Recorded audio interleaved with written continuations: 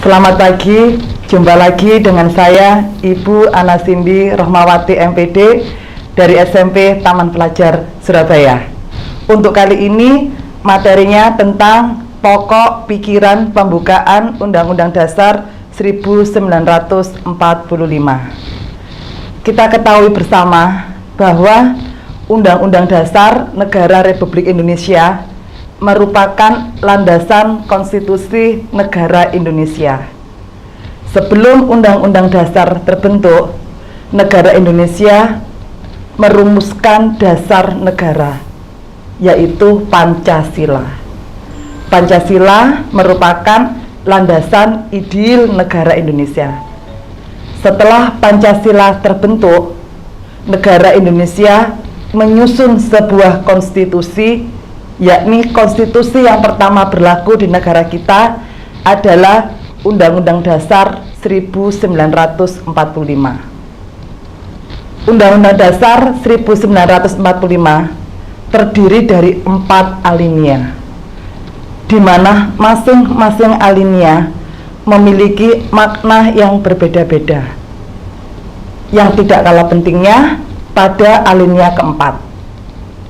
Pada alinea keempat terdapat rumusan dasar negara, yaitu Pancasila.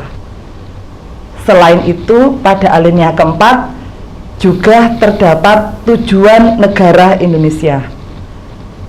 Jadi, begitu pentingnya pada pembukaan Undang-Undang Dasar 1945, khususnya alinea keempat. Sekarang marilah kita kaji bersama tentang pokok pikiran mulai dari alinea pertama, alinea kedua, alinea ketiga, sampai dengan alinea keempat. Di dalam alinea pertama sampai dengan alinea keempat dijiwai oleh sila-sila Pancasila, yakni mulai dari sila pertama, sila kedua, sila ketiga, sila keempat, dan sila kelima. Sekarang kita masuk di pokok pikiran alinea pertama. Alinea pertama merupakan penjabaran dari sila ketiga. Sila ketiga Pancasila bunyinya Persatuan Indonesia. Pokok pikiran yang pertama, penjajahan di atas dunia harus dihapuskan karena tidak sesuai dengan pri kemanusiaan. Di sini begitu pentingnya negara Indonesia karena pada saat itu dijajah menimbulkan penderitaan yang sangat luar biasa, kebodohan, kemiskinan yang sangat menyiksa bangsa Indonesia. Sekarang kita masuk pada pokok pikiran kedua. Pokok pikiran kedua merupakan penjabaran dari sila kelima, yakni sila kelima, keadilan sosial bagi seluruh rakyat Indonesia. Setelah bangsa Indonesia merdeka, tujuan yang hendak dicapai yaitu ingin mewujudkan keadilan bangsa negaranya.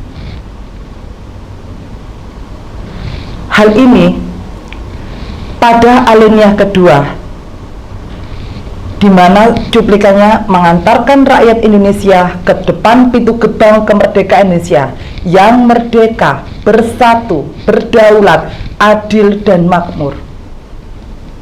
Di sini jelas bahwa setelah merdeka, negara Indonesia ingin bebas dari belenggu penjajahan dan ingin mewujudkan negara yang adil. Pokok pikiran ketiga, penjabaran dari sila keempat, kerakyatan yang dipimpin oleh hikmat kebijaksanaan dalam permusyawaratan perwakilan. Negara Indonesia adalah negara yang demokrasi. Rakyat berperan penting dalam penentu kebijakan, tidak semata-mata dipegang oleh satu orang. Maksudnya di sini adalah negara Indonesia memberikan kebebasan kepada wakil-wakil rakyat untuk menjalankan roda pemerintahan, di mana wakil-wakil rakyat itu dalam menjalankan tugasnya harus dengan penuh tanggung jawab sesuai dengan peraturan yang berlaku. Demokrasi di negara Indonesia, salah satu wujud demokrasi yaitu melalui musyawarah mufakat, menyelesaikan segala sesuatu permasalahan yang ada dengan bermusyawarah. Apabila musyawarah tidak bisa ditempuh, maka dengan jalan voting, yaitu pemungutan suara terbanyak. Pokok pikiran keempat merupakan penjabaran dari silah kedua, yaitu kemanusiaan yang adil dan beradab. Berbicara kemanusiaan berkaitan dengan pelaksanaan HAM di negara Indonesia, yaitu memanusiakan manusia. HAM begitu dilindungi di negara Indonesia, walaupun pada kenyataannya pelanggaran HAM masih banyak di negara Indonesia, tapi negara berupaya untuk melindungi warga negaranya.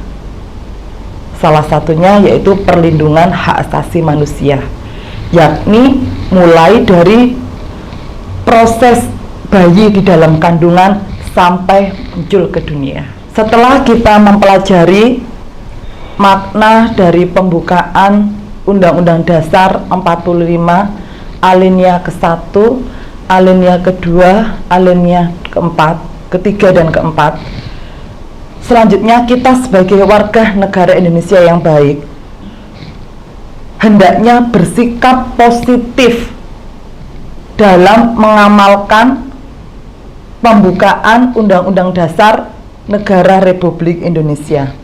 Sekian dari saya. Wassalamualaikum warahmatullahi wabarakatuh.